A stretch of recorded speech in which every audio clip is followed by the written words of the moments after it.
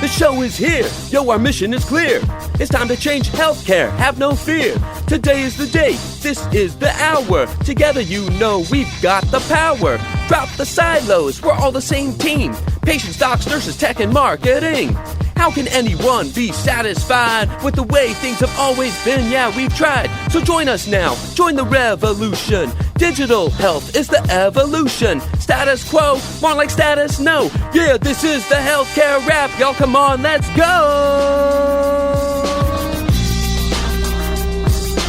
Welcome to the Healthcare Rap, where we are ushering in the future of healthcare and the status quo no longer exists. Where we are challenging assumptions about marketing and technology, and we check yesterday's thinking at the door. Where truth drops like an atom bomb, and knowledge flows like Niagara Falls. Each week we challenge assumptions that have been holding back healthcare marketing, and explain how we can do better. Join us. This is the Healthcare Rap. Hey, all you out there in the Healthcare Rap Posse, as usual, thanks for hanging with us. I'm your host, Jared Johnson, and this is Season 2 of the Healthcare Rap. This is the place to be if you want to accelerate the transformation of healthcare and help create the digital experience that happens outside the clinic. You can join the posse by listening, subscribing, leaving a review, and telling your friends. You can find our full archive of episodes at healthcarerap.com and hit us up on Twitter at healthcarerap.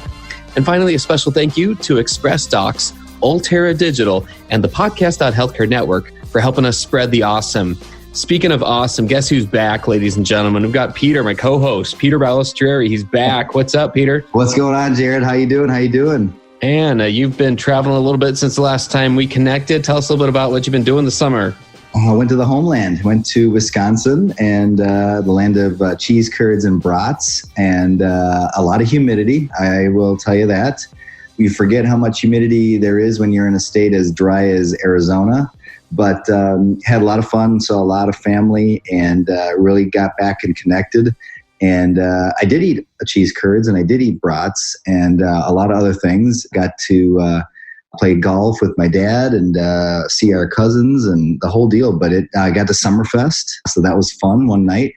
But yeah, happy to be back, and I am raring to go, and I'm really happy to be back on with you again. And you are just killing it when I'm not on here, and I am really happy to hear these podcasts. There's such great content. Well, it's only because of the foundation that you've built, on this thing. So this thing would be nothing. I remember, you and I were sitting in a hospital cafeteria about a year and a half ago, and I'm like, dude, I got this just dumb idea. I remember that day. Like this even dumber idea for the theme, and you're like, no, we got to do it.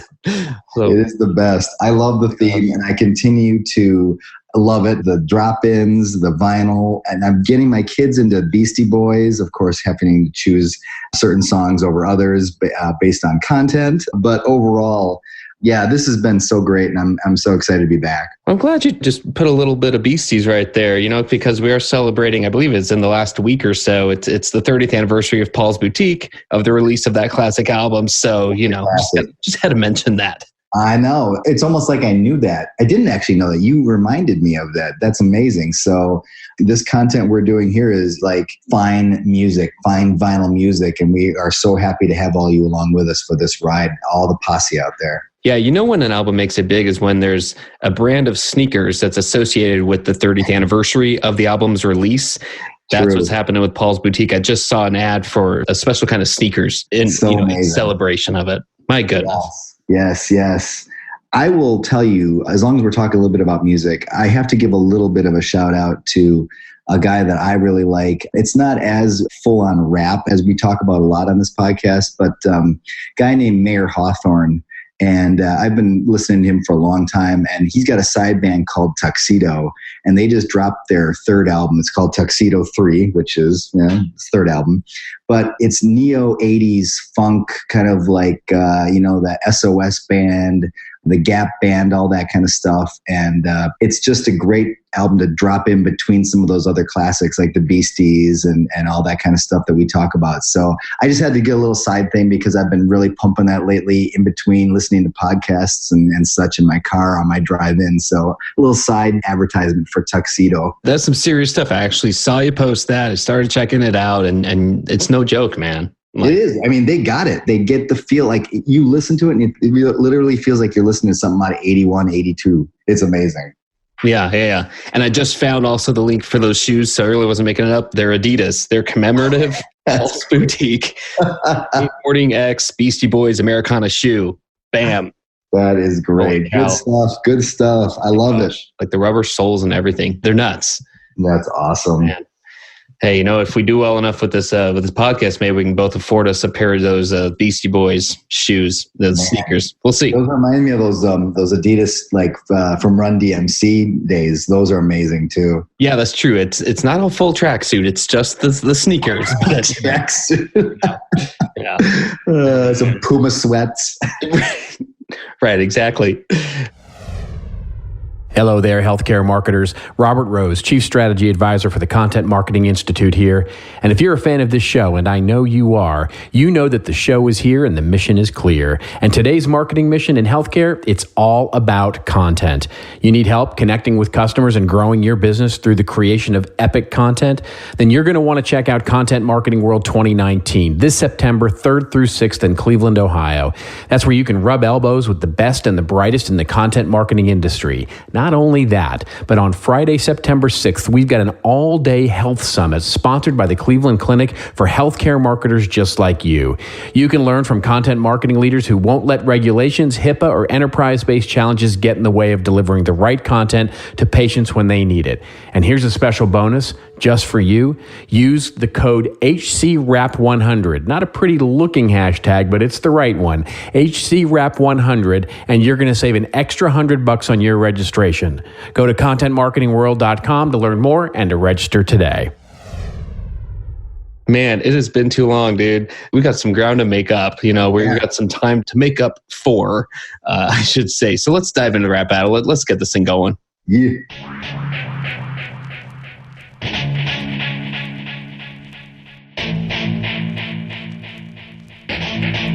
Rap battle!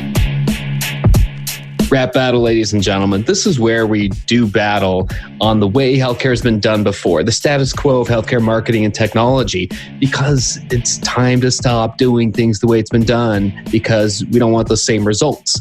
We want healthcare marketing to make things better for people. There is a higher purpose to it. There is an opportunity to change and transform healthcare simply by marketing it better. And we've been talking about that now for going on a year and a half. It's crazy. It's just hard to believe. But that's one of the themes here. So today we're going to talk about specifically the role of content, meaning the role of those who work on content marketing at all in their roles for healthcare organizations, and what that has meant with our careers, with career paths, and what it means to retain and hire content talent within our organizations. And some of this is based on an article, Peter, that you found and you sent to me from Robert Rose, our friend, who, talk about like the stars aligning.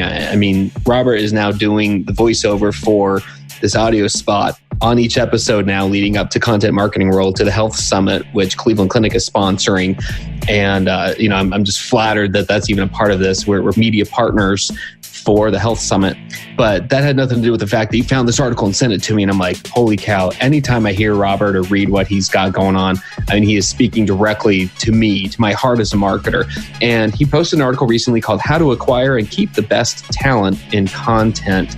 And I'm curious, what struck you? And if you want to summarize that article for us, Peter, and tell us what you thought. And what it comes down to is he was talking, and first of all, I do have to say, I have never met Robert personally, but I literally love everything that he writes and the content advisory, just everything that he puts out there. Like you just said, it just speaks right to my heart. And it feels like it's like he's preaching. It's like, preach, brother.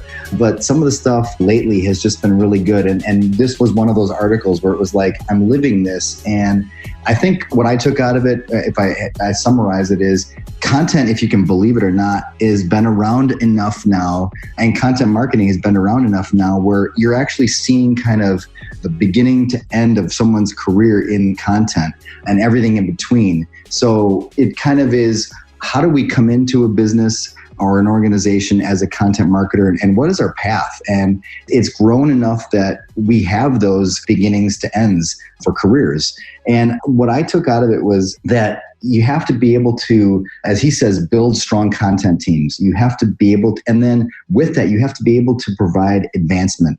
It's not unlike any other position. It's just that there are still enough C-suites and enough VPs that still don't understand that job or that path. And so it's hard for them to provide kind of a way up. And a lot of times that position gets lost.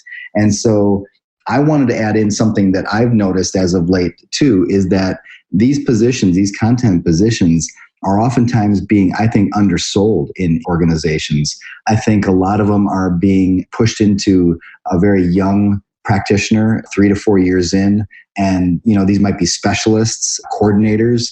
And I think that you're doing yourself a disservice by putting that onus on somebody that young, because it does take a long time to build up, I think, the expertise and the knowledge around content. It's not just a matter of grabbing a bunch of information and throwing it out there into an editorial calendar. There's way more that's involved with that. And I just think that kind of the way to advance their business is through content, but companies need to support that. And that's kind of what I took out of it. Interested to hear kind of what you got out of it. If customers retain 95% of a message when they see it on video, but only 10% of a message when they read it, why are you still using print-only brochures to get your marketing across? ExpressDocs is here to bring you into the future. Introducing Print Plus Video, their newest technology that pairs the effectiveness of video marketing with the portable convenience of print marketing. Print Plus Video is a customizable brochure that's equipped with an LCD screen to clearly display your message to your audience in a way that resonates with them. Whether you're fundraising, recruiting, or any project in between, Print Plus Video helps you create an engaging experience that captivates your audience and increases conversion. For more information on ExpressDocs Print Plus Video, contact an ExpressDocs rep at 866-977-3627. That's 866-977-3627, or visit expressdocs.com/thehealthcarewrap. That's Express, beginning with an X.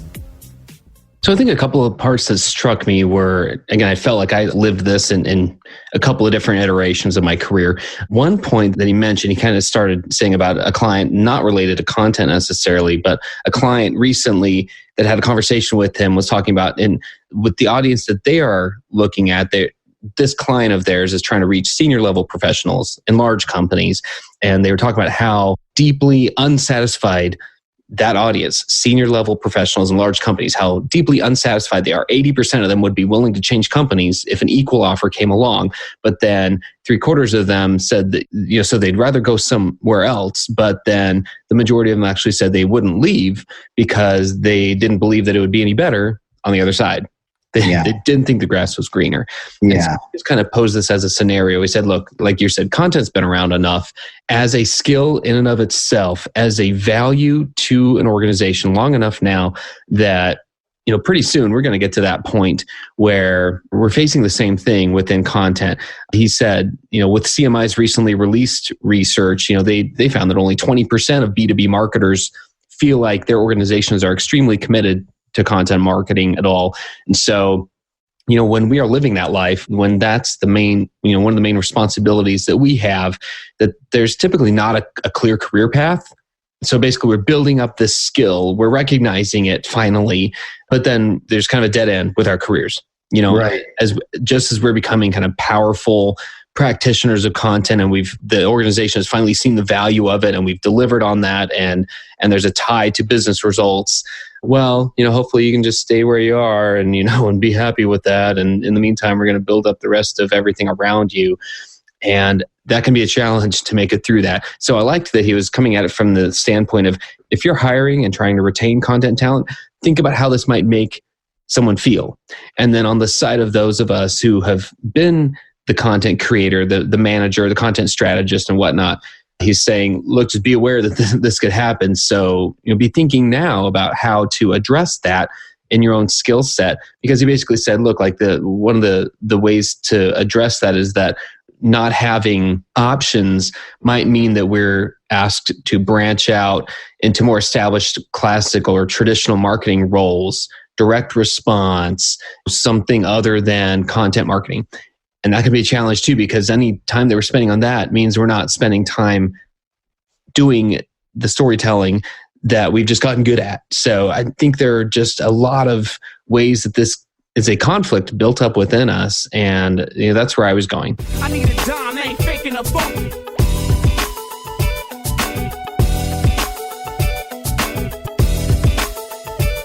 So you crank out content, but it's getting stale. It might be nutritious, but it tastes like kale. You're down with finding a way to up your marketing game. Yeah, but when you look for help, everyone seems lame. We're Ulterra Digital. Google us and see. We're spelled like Ultra with an extra E. We'll help you market forward. Google us and look. We're Ulterra Digital. It's off the hook. Hey guys, this is Jared. Ulterra Digital is just another name for our consulting team that helps you when your content, your strategy, or your brand is getting stale. You know, like that chocolate glazed donut that was a little piece of heaven in the morning, but when you left it on your desk until 4:13 in the afternoon and you went to finish it off, by then, not so heavenly, was it? By now you know our philosophy that content is the future, but only when it engages audiences and it isn't a snooze fest. And you've heard how we roll. The Healthcare Wrap, what you're listening to right now, is Exhibit A. We don't do boring. So if your content, your special event, or your strategy is getting stale, let us help you give it that spark, that rhythm, that new life you're looking for. Ulterra Digital, marketing forward. Okay, now back to the podcast, right? Because it's pretty legit. You just said it, and it struck a chord with me, is that word commitment. When we beg for an organization to show commitment, what does that mean? What does that word mean?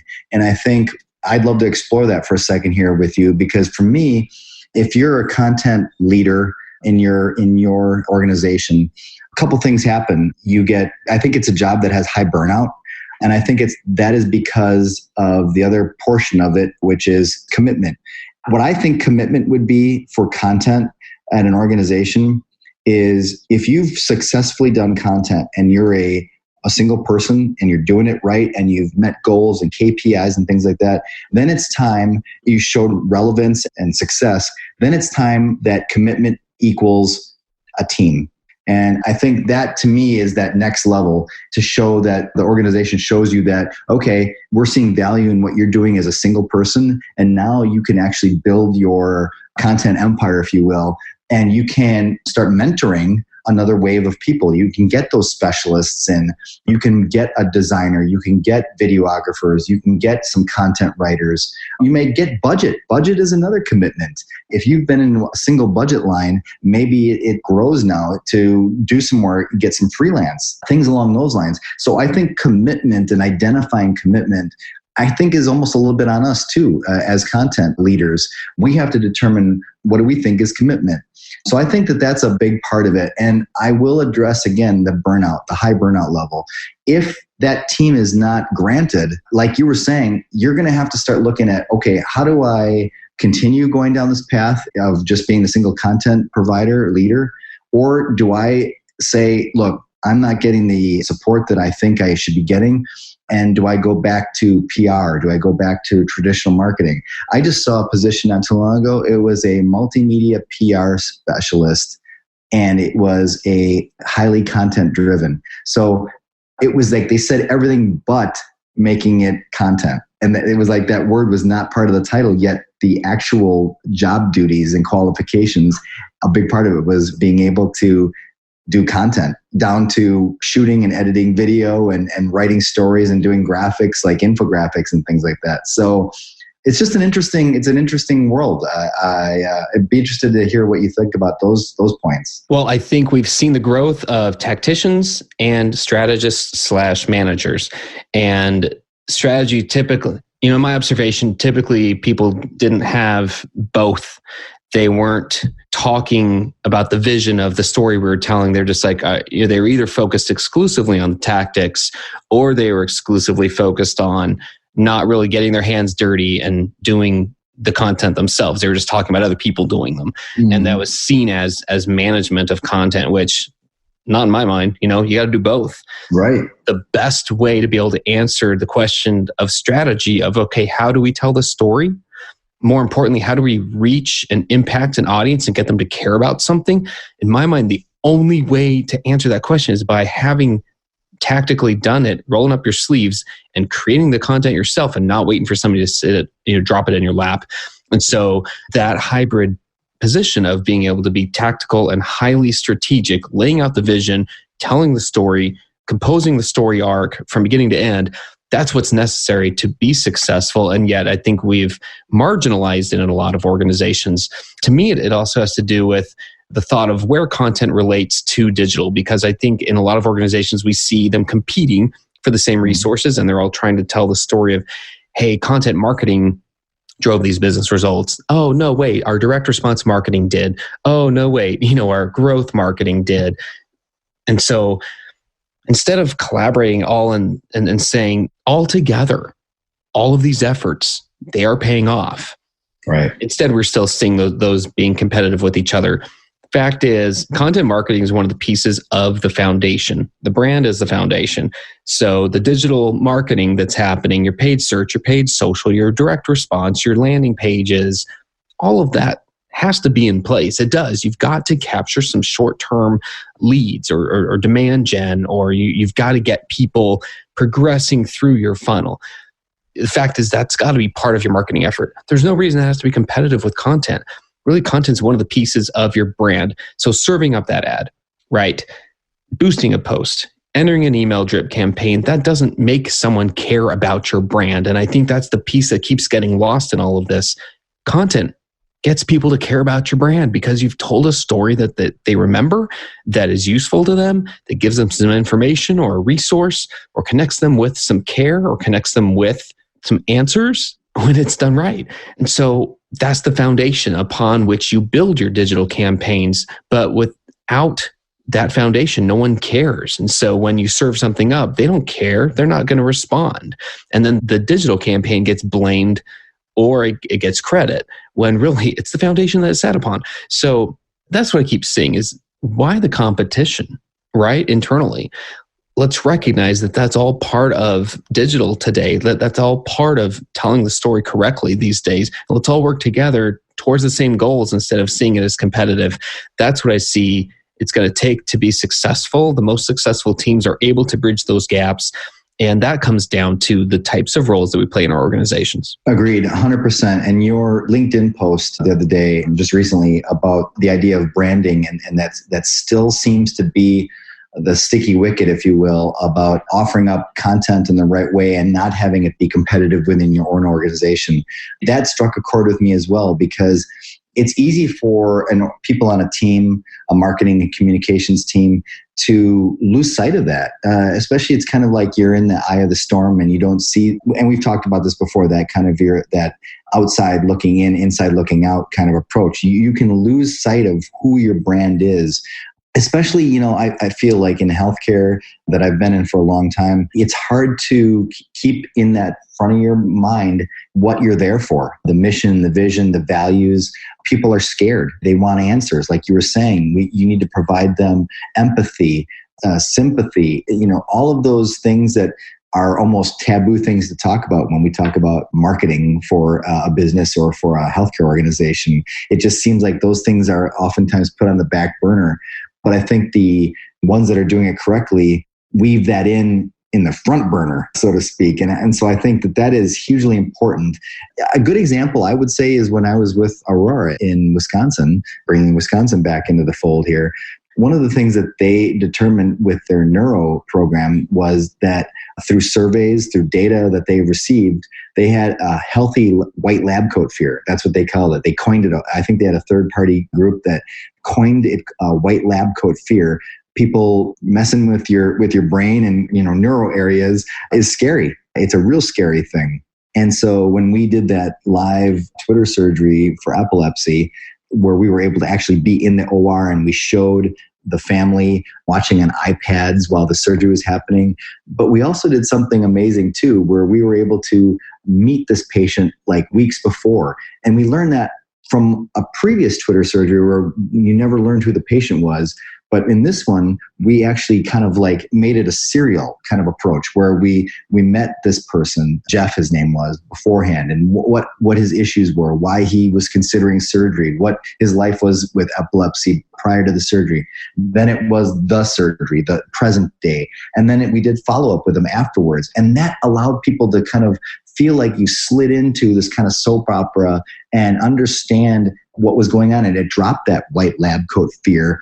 But the whole time that was happening, we were able to kind of push the brand as well, that Aurora was a leader in neurocare and epilepsy care, and that we had the expertise and we had the doctors, the neurosurgeons, the epileptologists at that time that were all part of this brand.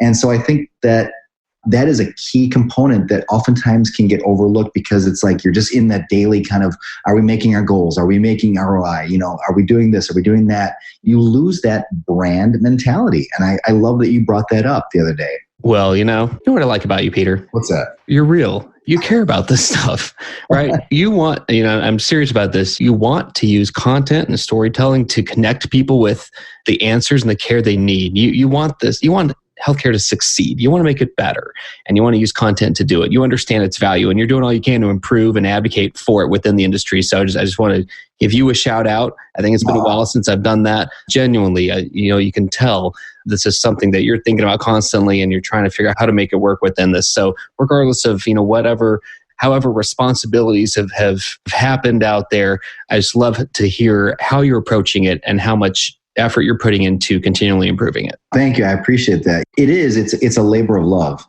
Part of it too is, we may want to talk about this on another podcast, but it is what makes a good content person, a content leader. And for me, the simple, quick answer, other than, besides doing a whole nother podcast on it, is it's a passion. It's a passion for learning. It's, what are you interested in? What do you want to know about? What drives you? Why do you want to make healthcare better? Why do I want to make healthcare better? And the best part about this is, in so doing and being in this industry, one of my kids wants to be a neurosurgeon now. It's pretty unbelievable. He loves the human body. He loves the brain. Great if he does. He can help me do my retirement, if anything. But there's just so many things that is great about being a content person. And that might be another fun podcast for us in the future. I can't think of a better way to drop the mic right about now, is just to leave on that note of, look, people, just care. If you care about this stuff, you're going to figure out ways to make it better for yourself and for your organizations. And you're going to elevate what its role is in your organization. And you're going to be part of the solution, not a part of the problem. So hopefully that's a place to kind of wrap this all up. So thanks again, Peter, for joining this. For all you out there, keep an ear out. Continually on season 2, we're going to keep bringing on other rock stars to this program. Don't forget, join the posse. Man, listen, subscribe, leave a review, and tell your friends. Healthcare Rap is an Ultera Digital production and a member of the Podcast.Healthcare Network. So on behalf of Peter and myself, keep marketing forward. Thanks, and that's a wrap.